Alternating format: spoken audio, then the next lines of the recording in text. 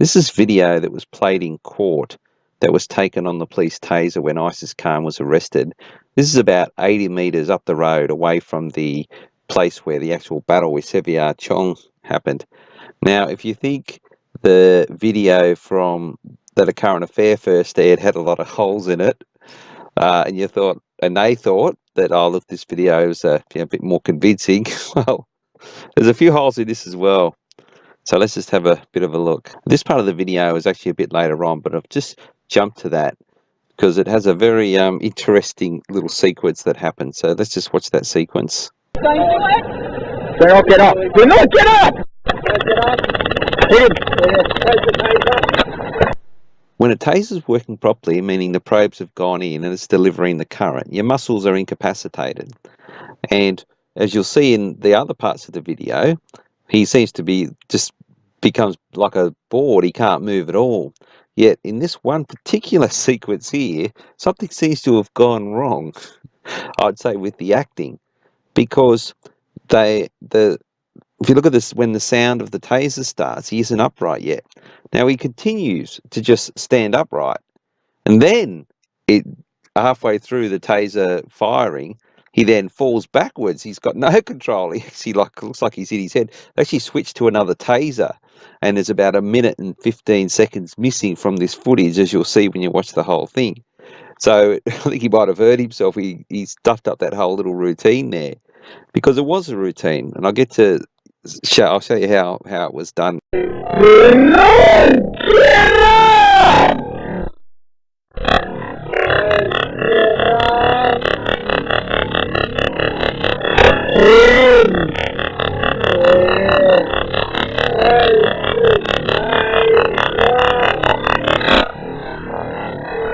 Okay, so that bit of footage there proves beyond any doubt that the taser was firing and it had no effect on him until he was standing, and then suddenly he just falls backwards.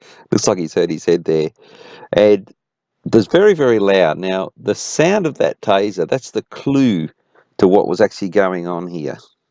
This is a public available document on New South Wales Police Force and the use of tasers, and this is the taser that they use, the X26. And this is a paragraph from the manual for the X26, as you can see at the top there. I've got that open, and it says silence is golden. If you read that, basically it says if the probes have made contact and it's working properly, then the taser is going to be relatively quiet. Here's a couple of quick other shots of the taser being deployed on ISIS Khan. Here's some video of US Marines in the Philippines doing some taser training. Let's just watch this. Taser, taser, taser. The firing of that taser seemed a bit quieter than this. Here's another one.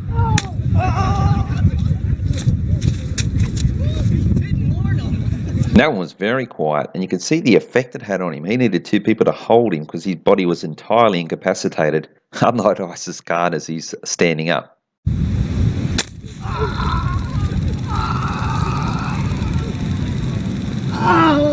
That was a really good example. The camera was right up close to the taser itself, and even then it was still very quiet compared to the tasers that were used on ISIS Khan, which you can see this one's working because the guy's gone down, and apparently they were working on ISIS because except for where he was standing up, he was also going down. So let's just watch it a little bit more. Taser, taser, taser. Shoot.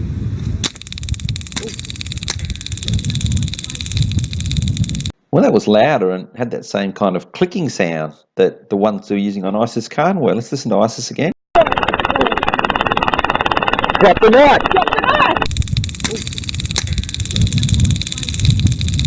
So what's the difference in the tasers making those 2 sounds?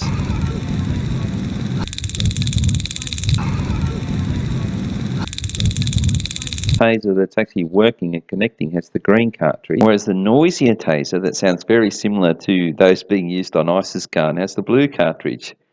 So what is a blue cartridge? The Taser X26, which is what the New South Wales Police use, have a 21-foot non-conductive cartridge for training use. It's a training cartridge. So it makes all the sound to still fire out the cables and the prongs, but it's not delivering any current at all. It's just a training cartridge. So that explains why ISIS can pick and choose when he's affected, because he's not being affected.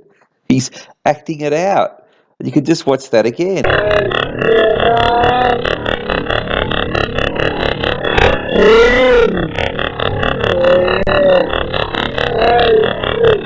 So there you have it, plain as day. He's picking and choosing as to when he's going to react to the taser firing at him because there's no actual electricity going into his body, just the sound and the cables to make it look like that's the case. But this, the use of the blue cartridges, that also explains a couple of other things. Right, this is further into that New South Wales Police Taser manual, and under multiple cycles there, if you read through it, essentially what it says is that after 3 uses, they must use other methods. Yet, if you watch the video right the way through, they use the taser 7 times and 2 separate tasers. So double the amount of times. Now, the reason why they could do that is because they're using the magic blue training cartridge and he's not in any danger. So they don't need to consider this part of the manual. That's another indication that it's that they're using the blue cartridge. Just really 2 other points I want to make that sort of indicative that they're using the blue taser with no electricity. Here's right at the start where he takes his first fall, and look, he's got freedom to move his arm, which he does. Ordinarily, the taser locks up your muscles and you can't control yourself. He just puts his arm out to break his fall. You can look for that right at the front. Kahiri is laying on the ground between being tasered, and what he does is he delivers his lines that is evidence that he's a terrorist, where he says, "You're killing my brothers in Iraq, and I want to die for him," and all this sort of stuff. Now, first of all, you're only meant to taser them 3 times. He's been tasered. He got tasered 7. But he still, even after 1 or 2 tasers, you watch anyone else being tasered, you don't have from the shock of it takes you a while to recover, but he recovers straight away and starts delivering his lines. That's because he's actually not being affected by any electricity, so he's free to do that. He can just, as soon as the taser's finished, he waits a second and then just starts delivering his lines, and that's all throughout the video as well. So just watching deliver his lines here. Get back! My brothers in Iraq! Get back! Get away! My brothers in Iraq! So that's it for this video. I just wanted to make the point that it looks like they've used the blue cartridges, which has then enabled them to have ISIS say his lines, and then that then is evidence in the court. And that's what this little section was all about, is to try and make out like it's actually true. There's also the problem with the time on the tasers. They're at around 6 p.m. I've got to do another video on that because there's a bit more to it. Because the time on the video system back at the house was about 15:59, which is around 4 p.m. So they're like 2 hours time difference, and the time on those tasers, that's entered centrally. So I've got to try and work out exactly what's happened. It could be the case that they redid this scene. They didn't like the first scene. They did it at 4 whatever p.m. and they've redone it at 6 something p.m.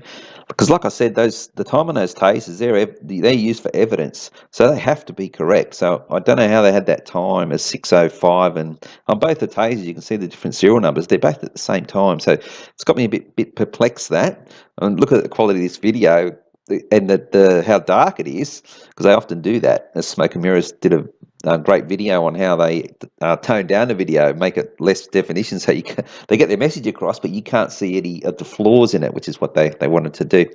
So that's what they've done with this as well. So yeah, that time difference has got me a bit perplexed, but like I said, I'll try and get to that and do a video on it. Just on this Minto thing too, look, I'm pretty sure nearly everyone that's here has been to PK Farkin House, but spread the word. He's just put out the best videos, the way he presents them, and he gets his point across, and he keeps it really interesting as well.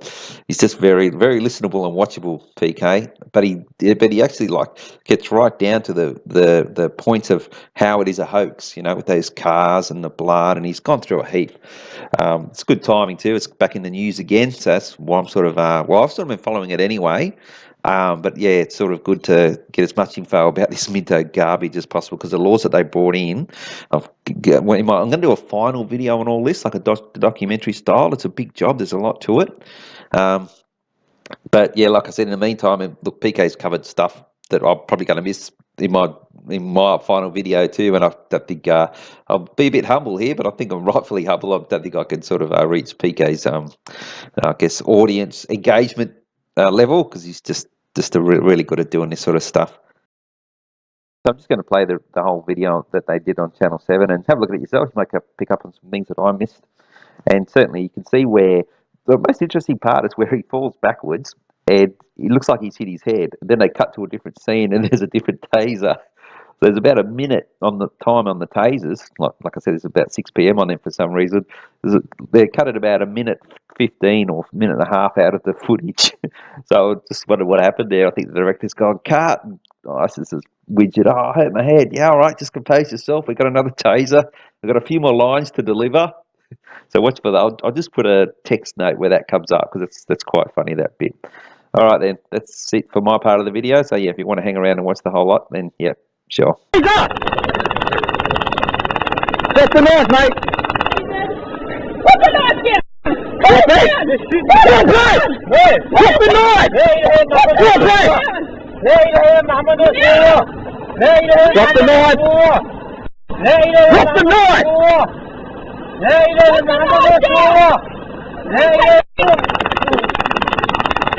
Drop the knife! Mate, let go of the knife! Put it down! Get on the ground! Get back! Put the knife down! Drop the knife! Stay on the ground! Drop it! Stay on the ground! Drop the knife! Get back! Get back! Drop it! He's gonna chop it. Drop it! Mate, put the knife on the ground. No!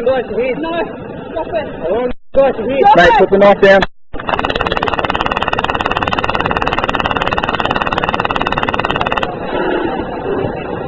Drop it! Drop it! You want to pay, you get up the taser and we're going to start to cut the taser cord. Mate, let go of the knife. Put it on the ground. Put the knife on the ground. Put it down! Get back, mate! Get back! Get back! My brother, Get back! Get away! my brother,